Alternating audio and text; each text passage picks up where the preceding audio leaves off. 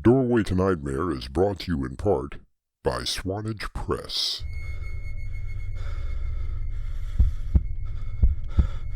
It lies in wait amidst your dreams, where nothing is ever how it seems.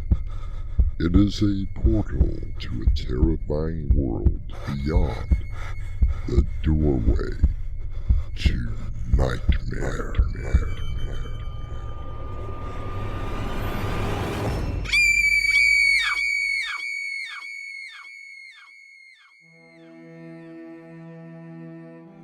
Come in. Welcome. I'm Artemis Black.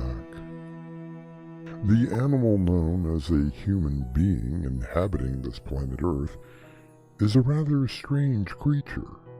He points out the vastness of space, wondering what could be out there, instead of looking to his own world and what wonders have yet to be discovered. Danvers saw something that shattered his mind out there. And you, of all people, should know that some things should be left alone. Danvers has never said a word in over 50 years. Until last week. What are you saying, Alan? I played the recording received at the Institute, Greg. It had a rather profound effect on Danvers. What sort of effect? He said no. He warned me to stay away. Don't go near the Mountain of Madness.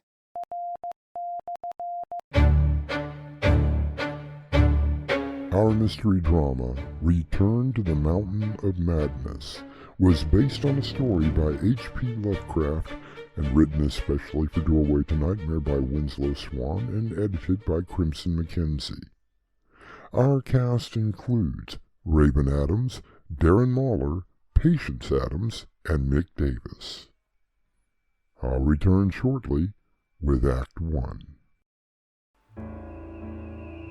It is in all of us, waiting, watching, growing. Evil Within by Winslow Swan, now available on Amazon.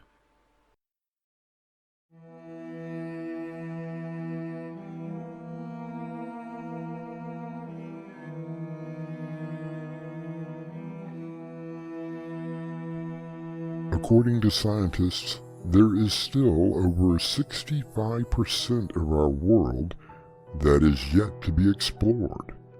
Only 43% of the land area of our tiny planet is habitable. The other is desert and, curiously, mountainous.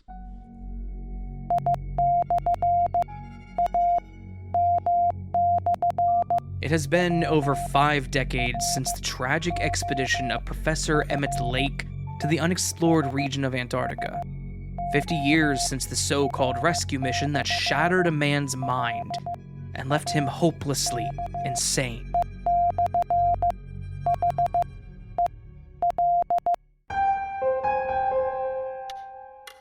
Are you sure that it's not some sort of hoax? We've been able to triangulate the signal, Greg. It's definitely coming from the region of the base camp. Remarkable. But how do you know it is Emmett Lake? I don't. All I do know is that I have to see Robert Danvers, the student who went out with Lake's nephew to search for him. From all accounts I've read, Alan, Danvers is still locked away at the asylum. Yes, and he has never said a word in over 50 years. Exactly, so what makes you think that you could make a difference? No, Greg, not me. Perhaps this recording will jar something in his mind. Naturally, you're planning an expedition yourself? Of course. Can you imagine what may be up in those mountains if Emmett Lake is indeed alive?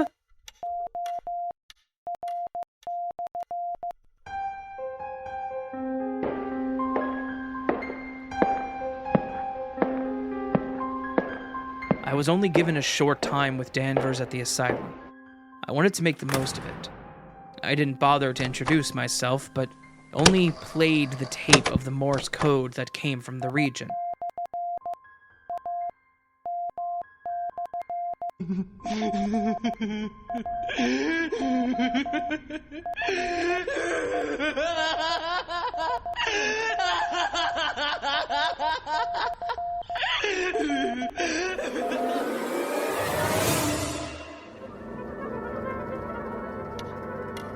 Greg, I believe you know Amanda Reese.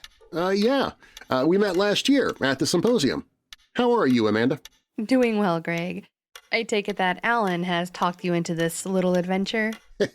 You know Alan. Once he gets a hold of something, he's like a dog with a meat bone. If you two are finished, I would like to go over the details of this expedition. You honestly think that after 50 years, Emmett Lake is still alive? It's what I want to find out, Amanda. Now here, right here on this map is where Lake made his base camp. Huh. Is that where William Dyer found the, slaughter? Slaughter? What sort of slaughter? When Dyer and Danvers arrived, they found the bodies of the scientists mutilated beyond recognition, including all of the dogs. The theory was that Lake had gone insane and escaped toward the mountains. And this was proven? Dyers brought back Lake's notebook. Here, you can see where Lake drew the entrance on the mountain. Huh. If these figures are correct, this range of mountains is even higher than the Himalayas. And far more dangerous. So, how do we get there? I'm flying us first to the spot where the base camp was, and then on to the mountains. The so-called Mountains of Madness.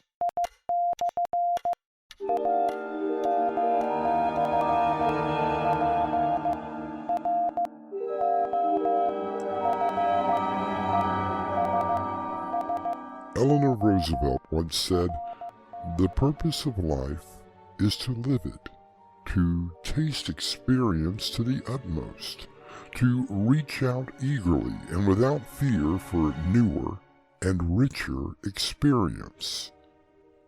I'll return shortly with Act 2. Meet Jerry Connors, family man, businessman, psychopathic killer. The Convincer by Winslow Swan, now available on Amazon. Jerry Connors, he can convince you to do anything, even die.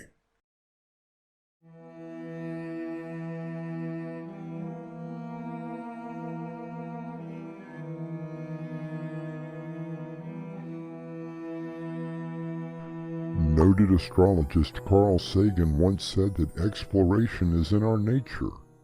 We began as wanderers, and we are wanderers still.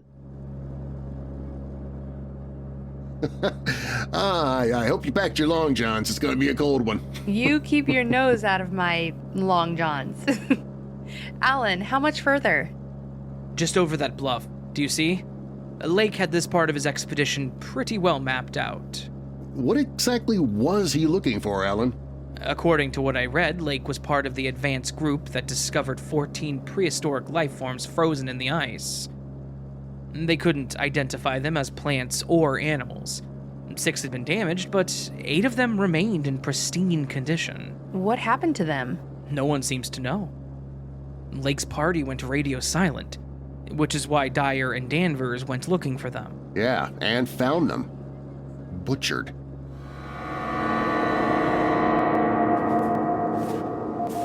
It's remarkable! 50 years and the tents are still standing!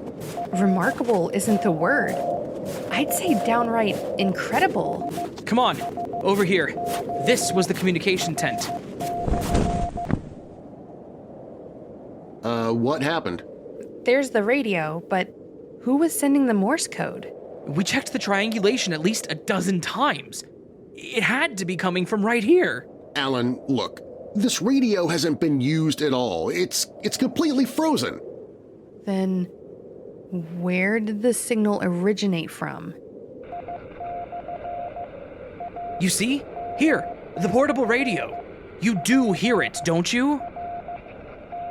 Yeah, it keeps saying the same thing. I am Professor Lake. Help me.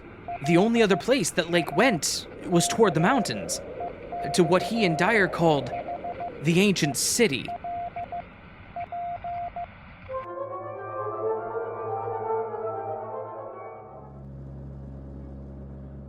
Alan, why has Danvers been in the asylum all of this time? According to Dyer, they were trying to escape from something. As they were flying out of the mountains, Danvers looked down and saw something that snapped his very sanity. And no idea as to what it was? No idea, Amanda. Perhaps this part of the world wasn't meant to be discovered. Yeah, I know you don't really mean that, Amanda. I'm not sure.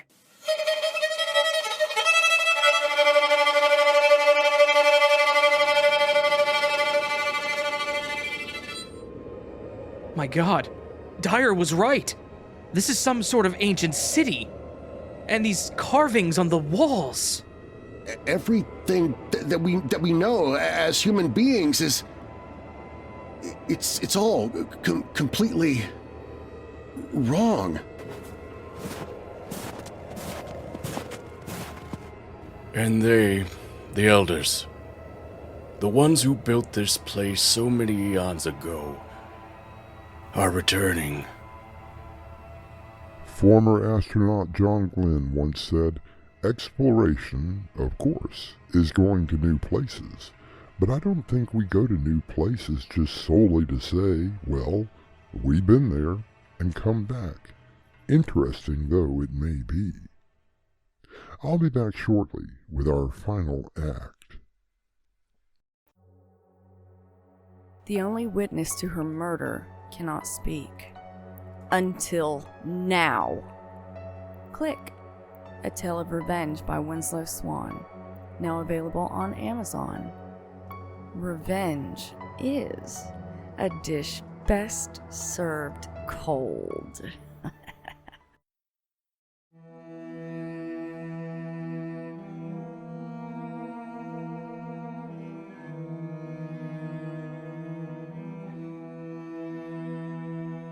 Helen Keller once said, "It is curious to observe what different ideals of happiness people cherish, and in what singular places they look for this wellspring of their life. Many look for it in the hoarding of riches, some in the pride of power, and others in the achievements of art and literature. A few seek it in the exploration of their own minds, or in search for knowledge." It's incredible. You are Professor Emmett Lake. And you are? My name is Professor Alan Stanfield. This is Professor Gregory Scott and Professor Amanda Jameson. How do you do, Professor? A pleasure to meet you. You got my message? Indeed we did, Professor. But please, what happened to you? How are you still alive? It almost seems like a dream. We'd awakened somehow one of the Shoggoths. Shoggoths. Well, what is that, Professor? Shoggoths were biological entities created to perform any task and assume any form and reflect any thought. There is a hint that all earthly life evolved from the cellular material left over from the creation of the Shoggoths. But what were they?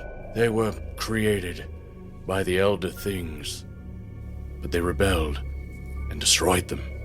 But that doesn't tell us how you survived all of this time. You haven't guessed, but I just told you. Alan, look at his legs. Lake, what's going on? We are simply part of the evolution of the Shoggoths.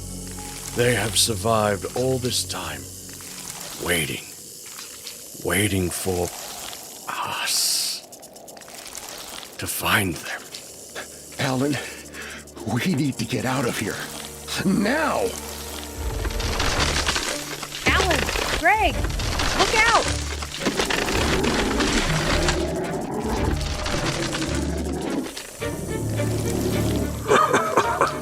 Look at me. They took me apart. They wanted to know what made us work. Then, they recreated me. Just as they will do to you.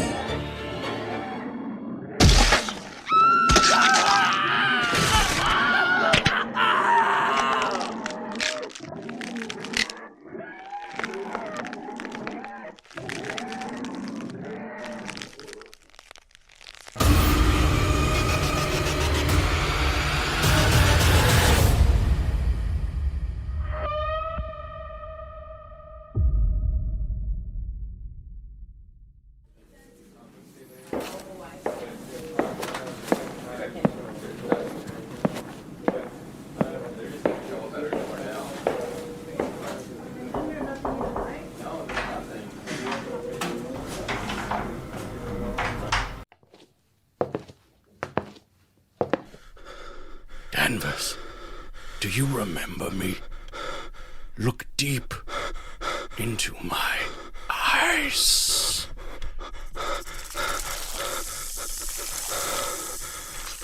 What do you see?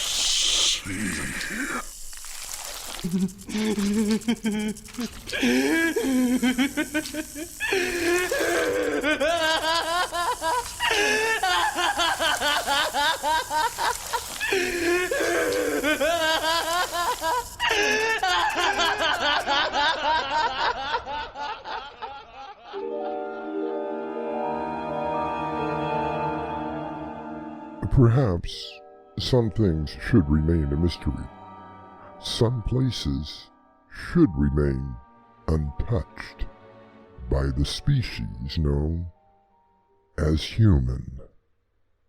I'll return shortly with a final word. If you'd like to support us, visit our merchandise store. T-shirts, caps, mugs, and so much more.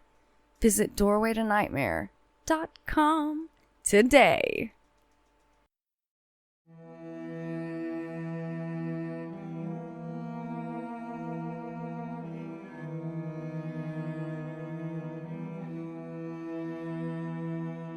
American journalist David Helvarg once said, "We tend to think of America's days of frontier exploration as being behind us, but that's because we tend not to think of the other 71% of our blue planet. What lies beyond the region of exploration can either be wondrous or truly frightening." Our cast included Darren Marlar, Raven Adams, Mick Davis, and Patience Adams. The story was edited by Crimson McKenzie and directed by Winslow Swan. And now, a preview of our next tale.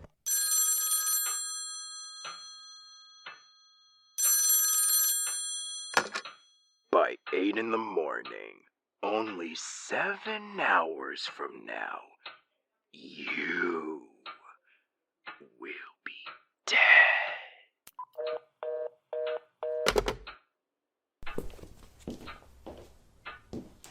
Who's on the phone? I'm not sure, Richard. Didn't you at least recognize the voice? Yes, Richard, I did. And that is the problem. What sort of problem? The voice. That voice on the phone was my husband. My dead husband. Doorway to Nightmare is brought to you in part by Swanage Press. This is Artemis Black, inviting you to return with us to the Doorway to Nightmare for another adventure into the terrifying world of your imagination. Until next time, slumber peacefully. Epilogue. The butler did it.